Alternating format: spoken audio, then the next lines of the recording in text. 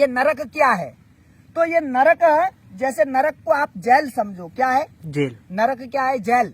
Jail. जैसे हम कहते हैं ना नरक, तो इस नरक को अगर सरल भाषा में समझा जाए तो नरक एक जेल है। जी नरक जेल है। अच्छा, पुलिस वाले कौन है? जो यमदूत है, जिनको हम लोग यमदूत कहते हैं, यमदूत पुलिस वाले हैं। और जज कौन है? जो यमराज है, उन्हीं को यमराज जी कहते हैं, उन्हीं को धर्मराज जी कहते हैं। बुरे लोगों के लिए यमराज है, अच्छे लोगों के लिए धर्मराज है कि नहीं? जी महाराज। हाँ, तो उन्हीं को धर्मराज जी कहते हैं, उन्हीं को यमराज जी कहते हैं। और ये यमुना जी जो है, यमुना जी धर्मराज जी की बहन है, जी यमराज जी की बहन है। तो जो धर्मराज जी है, धर्मराज जी जज है, यमराज जज है, और यमदूत पुलिस वाले हैं। और नरक क्या है? नरक जेल है। जी। तो नरक में जब कोई जाता है तो सबको नरक में बराबर सजा नहीं मिलती। किसी को कम सजा मिलती है, किसी को ज्यादा सजा मिलती है। जैसे कि यहाँ पर जेल में जाने वाले को सबको बराबर दंड नहीं मिलेगा। जी।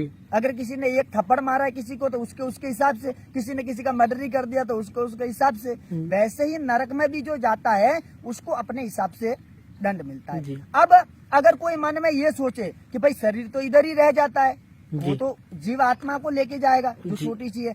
तो जब वो जीव आत्मा को ले जाएगा, शरीर तो इधर रह जाएगा, फिर दंड कैसे मिलता है? सत्य महाराज। तो आपको बताते हैं कि जैसे कि यहाँ पर जेल है, किसी आदमी को अगर पकड़ के जेल में लेके जाए तो उसको ये वर्दी उतरवा दी जाती है और जेल के अंदर दूसरी नई वर्दी पहनाई जाएगी। अच्छा। जेल की वर्दी अलग होती है जी। तो आपकी ये वर्दी उतरवाएंगे, दूसरी वर्दी पहनाएंगे, जेल की वर्दी। अच्छा। वैसे ही जब कोई नरक में जाता है तो एक नरक का शरीर अलग होता है। अच्छा महाराज। ये शरीर अलग है और नरक का शरीर अलग होता है।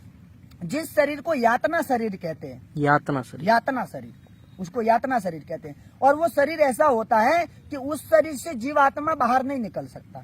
जैसे ये शरीर है, अगर इस शरीर को, अगर इस शरीर के ऊपर अगर यातना दी जाए, मतलब मारा जाए, पीटा जाए, तो इससे जीवात्मा बाहर निकल जाएगा। जी महाराज। ज्यादा मार नहीं सह पाएगा, बाहर निकल जाएगा। पर वो यातना शरीर, उससे वो बाहर नहीं निकल सकता। तो बाहर नहीं निकल सकता तो उस शरीर में उसको जब पीटते हैं तो उसको दर्द होता है, चिल्लाता है, कर्राता है, पर उस शरीर से वो बाहर नहीं निकल सकता। जी महाराज। तो वहां पर दूसरा शरीर मिलता है।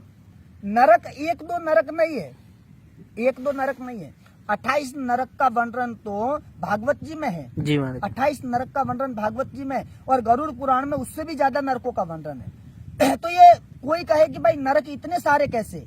तो नरक इतने सारे ऐसे है कि जैसे यहाँ पर होता है ना कि भाई अमुक आदमी के ऊपर इतना नंबर धारा लगी, अमुक के ऊपर इतना नंबर धारा लगी, तो वहाँ भी भगवान के वहाँ भी एक धाराएं है। अच्छा महाराज। अब जिसके ऊपर जैसी धारा लगी है उसको वैसे ही नरक में भेजा जाएगा। जी महाराज। जिसके ऊपर जैसी धारा उसको वैसे ही नरक में भेजा जाएगा। तो जितनी धारा है उतना ही नरक, समझ गए? जी। जैसा जिसका अपराध वैसे ही उसको नरक। यहाँ पे भी तो ऐसा होता है कि नहीं? जी भाई इसका अपराध छोटा है तो इसको वृंदावन की जेल में रखा जाएगा। इसका अपराध बड़ा अपराध है, ये बड़ा अपराधी है, इसको सीधा दिल्ली भेजो। जी महाराज। इसको छोटी जेल में रखने के लायक नहीं, दिल्ली भेजो। दिल्ली से तिहाड़। हाँ, जी तो जिसका जैसा अपराध यहाँ पर भी ऐसा है, छोटा अपराध तो छोटी जेल, बड़ा अपराध बड़ी जेल। तो वैसे ही नरक में भी एक दो नरक नहीं है, बहुत सारे नरक है। जिसका जैसा अपराध उसको वैसे ही नरक में भेजा जाता है। अच्छा।